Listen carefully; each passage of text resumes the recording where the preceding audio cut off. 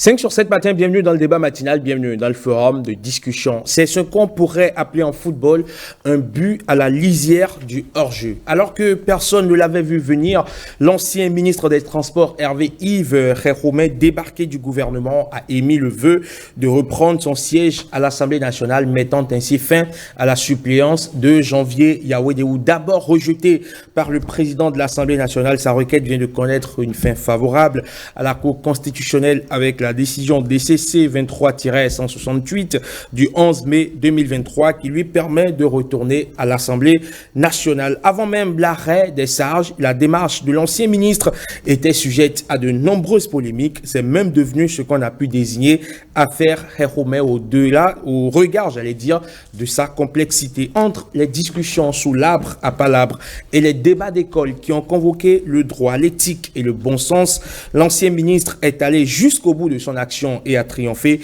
Le verdict de la Cour est diversement apprécié. Pour les uns, assurément khéroumistes, le droit est dit, et pour les autres, qui se réclament puristes, c'est le sacre de l'incompréhension. Hervé Khéroumé, le retour au Parlement qui divise, le sujet donc est au cœur du forum de discussion.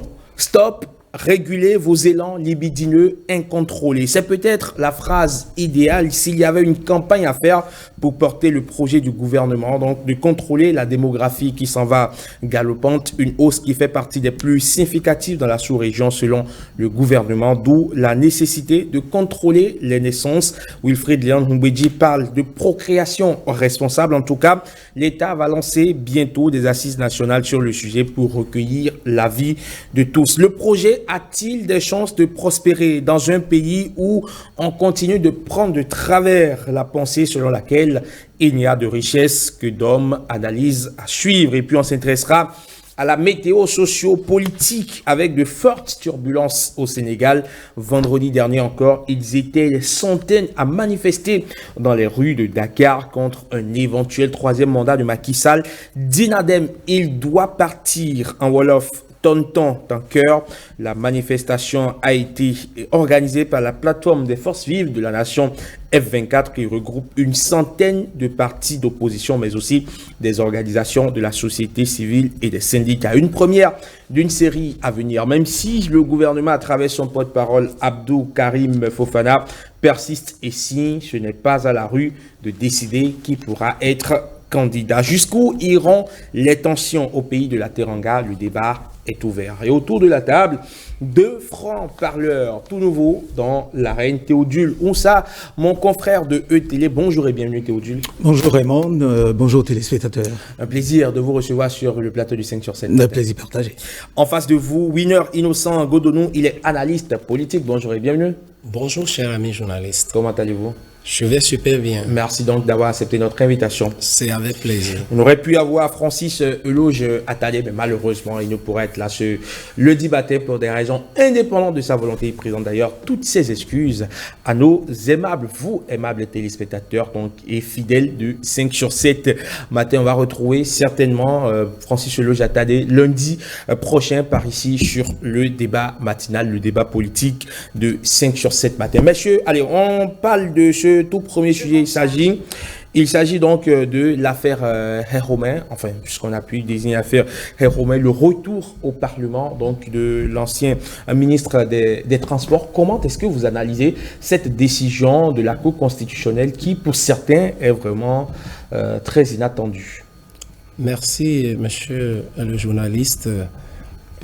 Ma lecture faite de cette situation me permet de dire que cette décision de la Cour constitutionnelle sur cette affaire est très très logique. C'est logique dans la mesure où c'est justice rendue à Khéroumé après la cavale médiatique dont il a fait l'objet. Je dois aussi vous faire remarquer que cette décision a quand même eu le mérite de bannir de l'espace politique ou de l'espace public, toutes mes excuses, eh bien, je disais tantôt que cette décision a quand même eu le mérite de bannir de l'espace public, eh bien, ce que je qualifierais personnellement, eh bien, de désordre interprétatif des lois orchestrées par une partie de ceux qui détiennent le pouvoir législatif dans notre pays. Alors, je le dis sincèrement parce que quand, l'ancien ministre Hervé Khéroumé a décidé de reprendre son siège au Parlement, certains députés, pour la plupart des suppléants, et qui ont d'ailleurs naturellement peur de perdre leur siège au profit de leurs titulaires qui leur ont accordé justement leur siège, ils ont essayé de répandre dans l'opinion publique une interprétation contraire de l'esprit de la loi. Et donc, pour connaître cet esprit-là, il faut d'abord remonter à la situation avant la révision de la Constitution, du coup, avant l'avènement de l'article 92 nouveau. Alors, qu'est-ce qui se passait? Un député nommé ministre ou un ministre élu député, après avoir émis son acte de démission, perd définitivement son siège et laisse la place à son suppléant qui est désormais appelé à terminer son mandat. Alors, qu'est-ce que ce nouvel article-là est venu corriger et qui est d'ailleurs très bien rappelé par la décision de la Cour constitutionnelle? C'est bien sûr dorénavant un ministre élu député, un député nommé ministre, a la possibilité de reprendre son siège. La possibilité de reprendre son siège et de mettre fin à la suppléance à condition que son mandat est toujours en cours. Et donc c'est en cela que nous saluons réellement la décision de la Cour constitutionnelle, et c'est une décision dans son essence et dans sa quintessence a fait prévaloir la primauté de l'esprit de la loi. D'accord.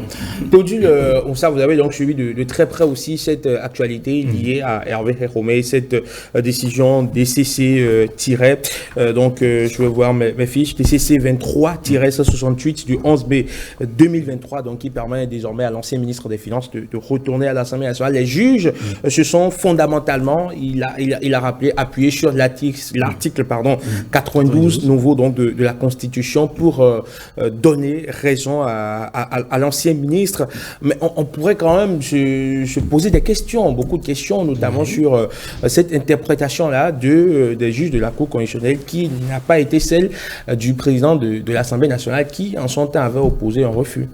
Oui, merci Eman. Cette situation qui s'est présentée aujourd'hui doit pouvoir édifier plus d'un. Vous savez, d'ailleurs, ça ne s'est jamais produit, ce qui s'est passé là. Et du coup, ça c'est accepter que ça suscite des interrogations. Absolument. Surtout qu'au Bénin, quand il s'agit des questions politiques, même ceux qui maîtrisent les dossiers et ceux qui n'en savent pas grand-chose donnent leur point de vue. Écoutez, mais dire que le président de l'Assemblée nationale a l'impression de me connaître, en tout cas de ne pas reconnaître, a donné l'impression de ne pas reconnaître le contenu. Non, je dirais non, puisque, vous savez, les lois qui sont votées, ça vient de l'Assemblée nationale. Et ils maîtrisent très bien les écrits et l'esprit de la loi. L'esprit est là, il maîtrise bien l'esprit. Je crois que le président de l'Assemblée a été je dirais pour ma part, joué un peu technique. Il n'a pas voulu se mélanger aux choses, prendre le devant, parce que ce n'est pas à lui de juger en réalité du retour ou non de l'ancien ministre Hervé Khéroumé à l'Assemblée nationale. C'est vrai, le dossier a été, il a reçu un courrier et il a donné son point de vue.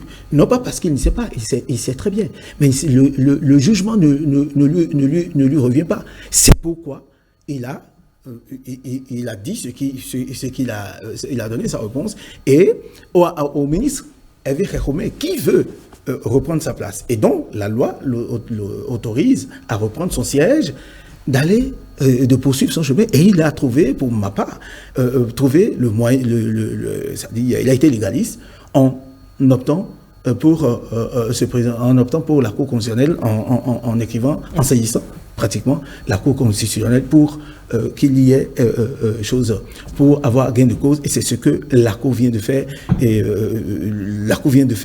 nous saluons cette décision. Ça prouve que quoi? Ça prouve que il faut comprendre que quand les tests, d'abord les tests viennent de l'Assemblée nationale. Je le dis une fois encore, qu'on nous dise aujourd'hui que les députés ne maîtrisent pas c'est-à-dire l'esprit de la loi. Ils maîtrisent très bien, autant que le président Lavonu. Il est député élu. Il est à l'Assemblée nationale, ça fait bien longtemps. Et donc, mais vous savez, là aussi, il est à l'Assemblée il y a longtemps. Il y a les questions, parce que nous sommes sur un terrain politique, Herman, il y a des affinités politiques qui existent. Quoi qu'on dise, Lavonu n'a pas voulu peut-être briser et porter une atteinte, un coup aux relations qu'il a certainement avec le suppléant en question. Et le ministre Hervé Récomé, qui est un ministre de la République révélé depuis 2016, et il y a en tant que personnalité de la République avec qui il a collaboré pendant longtemps, là aussi, il faut marcher comme sur les œufs, et donc c'est ce que le président de l'Assemblée a eu à faire à un moment donné. Est-ce que vous êtes en train de dire là que dans ce débat lié donc au retour ou non de l'ancien ministre Hervé Récomé, il y a eu plus d'émotions que d'un réel débat de fond? Non, mais c'est-à-dire, on peut dire que les deux ont joué. Hein, quoi qu'on dise, nous sommes en Afrique et nous sommes au Bénin, nous savons un peu comment les choses se passent. Ça a véritablement joué. Mais d'entrée de jeu, on peut pas l'affirmer ici. On ne peut pas l'affirmer ici parce que c'est une question de droit. C'est une question juridico-politique. Le droit est là. Il faut comprendre les textes, lire et aller au-delà même de ce qui est écrit, de français, en tout cas, dont la compréhension, vous et moi, nous sommes trois sur ce plateau, chacun peut rédiger une idée selon sa compréhension, mais l'idée, la compréhension générale, qui est l'esprit même, doit être comprise. Alors, on va voir de très près, donc, on va observer, analyser de très près cette décision de la Cour constitutionnelle avec l'accord donc de la régie pour voir ces différents, donc, ces différents leviers sur lesquels la Cour constitutionnelle s'est appuyée pour rendre sa décision. Elle dit, je cite, considérant que cet article 92, sinon, un peu plus tôt, vu donc les articles 92 de la Constitution, 149 et 166 du Code électoral, considérant que pour s'opposer à la demande de M. Hervé Yves Récomé, qui vise à mettre fin à sa suppléance et à reprendre ses fonctions de député, le président de l'Assemblée nationale fait valoir que la lettre en date du 10 février 2023 qui lui a été adressée pour solliciter la mise en application des dispositions de l'article 92 de la Constitution est un acte de démission, alors que le bénéfice de l'article 92 par le député titulaire suppose non pas une démission, mais une suspension de son mandat qui permet de le faire continuer par son suppléant, en précisant qu'à la différence de la suspension, c'est une mesure essentiellement provisoire et temporaire. La démission est pour sa part définitive et irrévocable.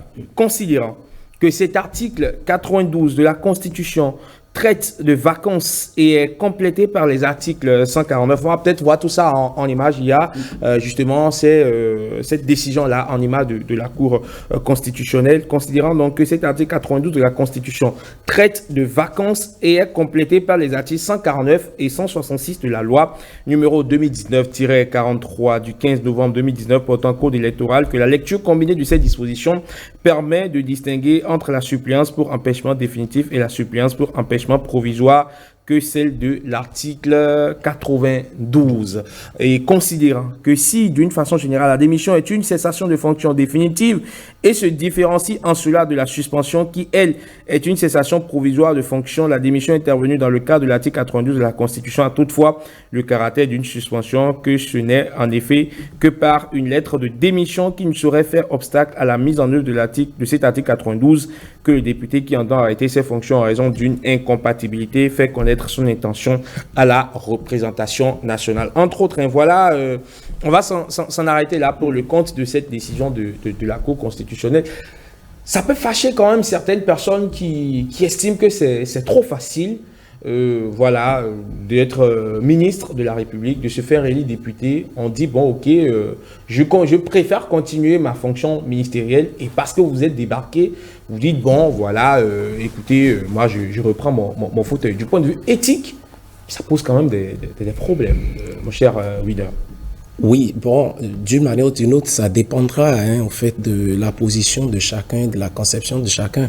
Mais ici, au fait, nous sommes sur le terrain juridique. Nous sommes sur le terrain juridique et je dois d'abord, avant de répondre à votre question, que ce feuilleton a montré beaucoup plus d'émotion que de rationalité, au fait, de la part de certains députés qui, comme je le rappelais, ont fait usage d'une interprétation contraire à l'esprit de la loi. Vous savez très bien que quand la loi est votée, elle échappe au contrôle du législateur et il revient à la Cour constitutionnelle de rester dans l'esprit de la loi et de dire le droit. Et donc, la Cour constitutionnelle a sifflé la fin de la récréation. Et vous savez très bien que les décisions de la Cour constitutionnelle sont d'ailleurs sans recours. Maintenant, si ça fâche, et parce que sur le plan éthique, certains estiment que ce n'est pas possible qu'après remaniement et qu'un ministre décide de vouloir reprendre son siège. Je pense que c'est sa liberté et c'est son engagement politique qui détermine cela. Vous savez, si vous avez la passion pour votre pays, vous avez la passion de contribuer au développement et de participer justement à la vie politique, je pense qu'il n'y a pas autre conviction qui peut émousser vos ardeurs.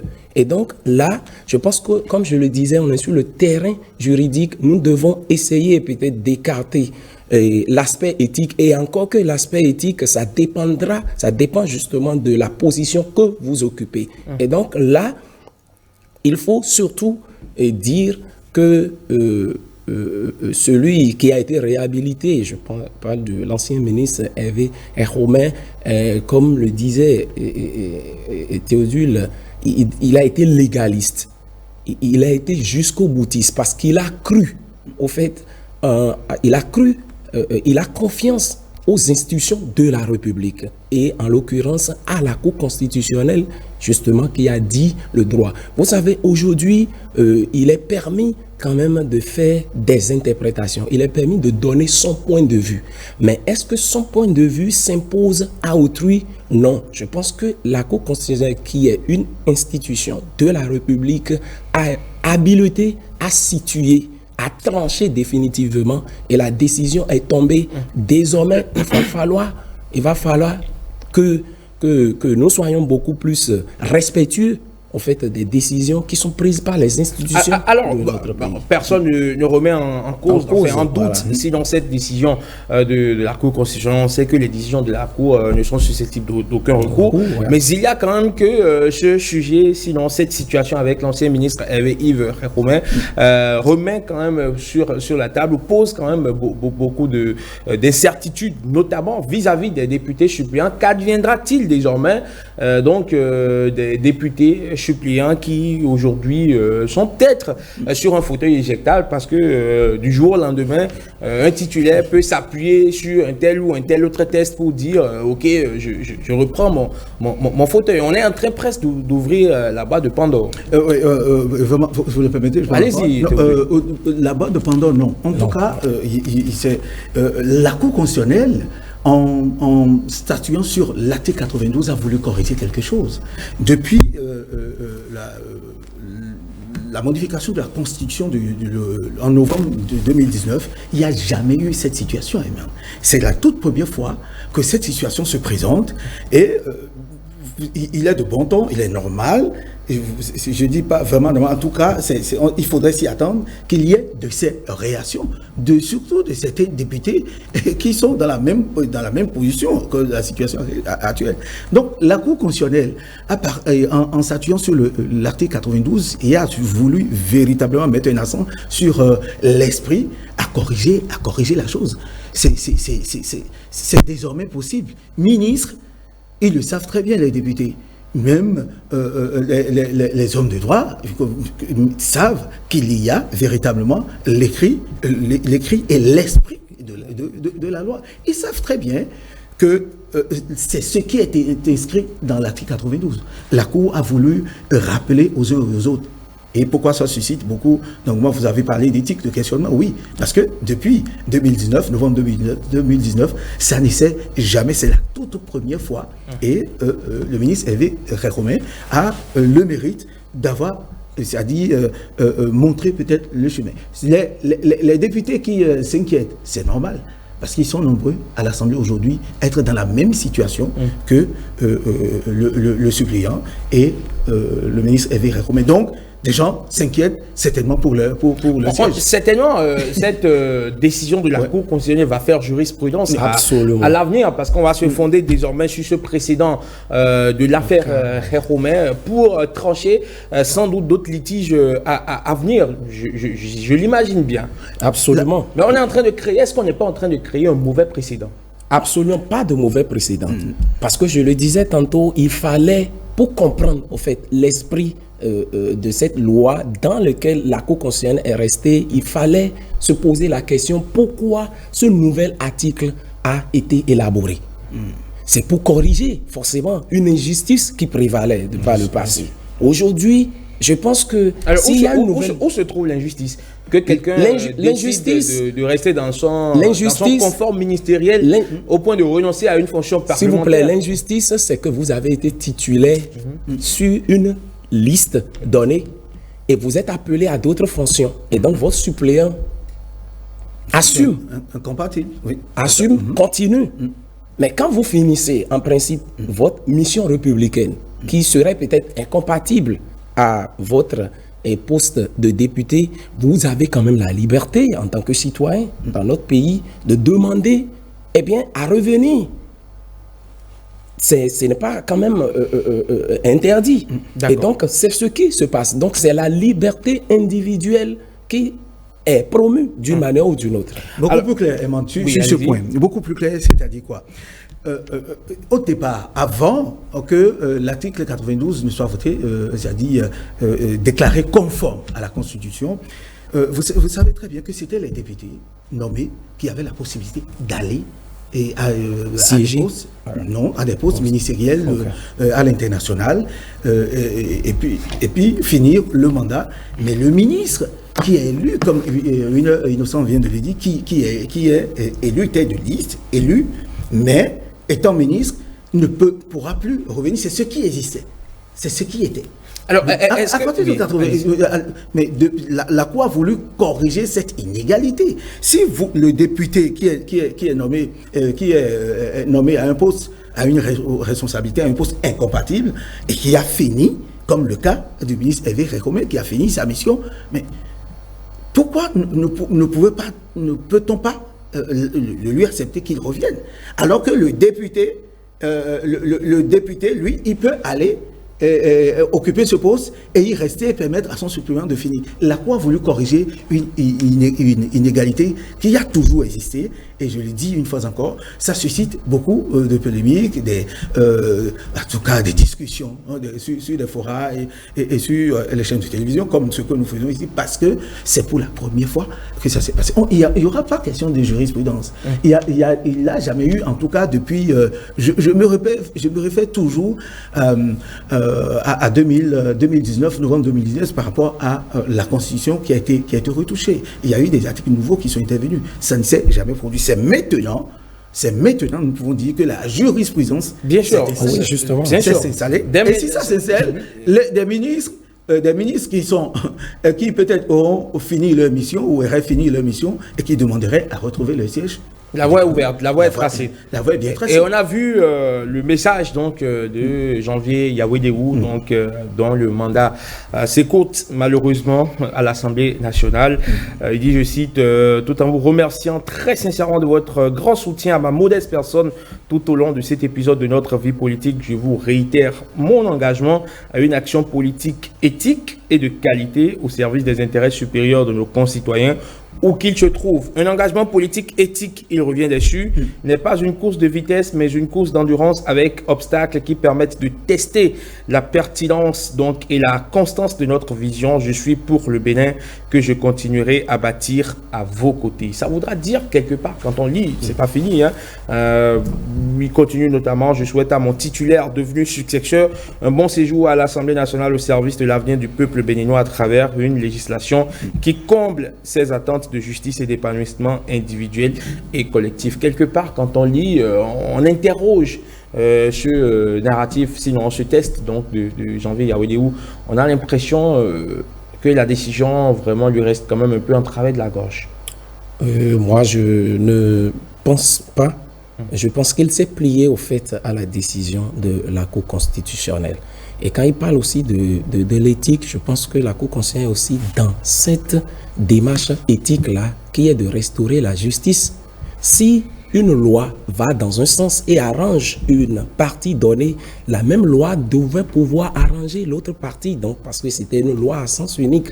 Aujourd'hui, il a accepté, et je pense que cette lettre d'apaisement aurait eu tout son crédit, aurait eu toute son importance si au début, lorsque son titulaire avait émis l'idée de reprendre son siège, il avait agi de cette manière-là. Je pense qu'on aurait salué toute l'ouverture d'esprit, toute la grandeur d'esprit de ce monsieur. Mais aujourd'hui, il a fallu que la Cour constitutionnelle départage les uns et les autres après cette cabale médiatique savamment orchestrée contre le ministre. C'est aujourd'hui qu'on reconnaît. Je pense qu'il est toujours imbu d'un esprit démocratique. Il accepte, mais il s'est aussi proposé, pourquoi pas, au chef de l'État, prêt, disponible, a toujours servi le pays d'une autre manière. Donc, c'est une lettre d'apaisement et je ne le condamne pas dans cette façon d'apprécier ou bien d'accepter la décision de la Cour constitutionnelle, et en même temps il souhaite aussi, pourquoi pas, une bonne gestion du nouveau poste à son titulaire, et je pense que d'une manière ou d'une autre on n'a pas à le condamner pour ça, mais il aurait pu le faire trop tôt, et là il sortirait peut-être par la grande porte, selon moi, à mon humble avis. Moi, je pense que cette lettre, je l'ai lue, puisque c'est ce message. Voilà, ce message, dans le remerciement, aurait, comme Winner l'a dit, aurait tout son sens si, au départ, il n'y avait pas eu cette cabale de désinformation qu'il y a eu et tout. Vous savez, quoi qu'on dise, cette cabale médiatique de lynchage, etc., de désinformation qu'il y a eu autour de l'affaire aurait porté des blessures, au ministre Hervé Récomé. Je le dis ainsi, je ne connais le ministre Hervé Récomé ni d'Adam ni d'Ève. Je ne l'ai jamais rencontré. Peut-être il me voit sur une chaîne de télévision et parler, mais personnellement, je lui dis, mais moi, je suis en train de voir les choses autrement, aller au-delà des interprétations partisanes que nous avons l'habitude de faire, et voir les choses autrement, telles que la Cour constitutionnelle nous les présente aujourd'hui. Vous savez, c'est des blessures que le ministre aurait gardées. On aurait évité ça. On me dira que oui, ce sont des frères d'une même circonscription électorale. Oui, d'accord. On laissera le temps au temps pour que ces blessures soient corrigées. Quoi qu'on dise, ils sont du même parti. C'est vrai que le suppléant était un ancien qui était sur le terrain. Le ministre Hervé Récomé a été révélé au public béninois en 2016, mais c'est un intellectuel, c'est un haut fonctionnaire qui a son mot à dire, qui a voulu apporter son expertise, participer à la construction de son pays. Et voilà pourquoi le parti l'a mis tête de liste. Ça, il faut pas l'oublier. Et mettre le suppléant en la place du suppléant. Ce sont des interrogations qu'il faut se poser. Moi, je pense que oui, ce sont des frères, même circonscription électorale, le temps guérira les blessures. Voilà. Éventuelles. Allez.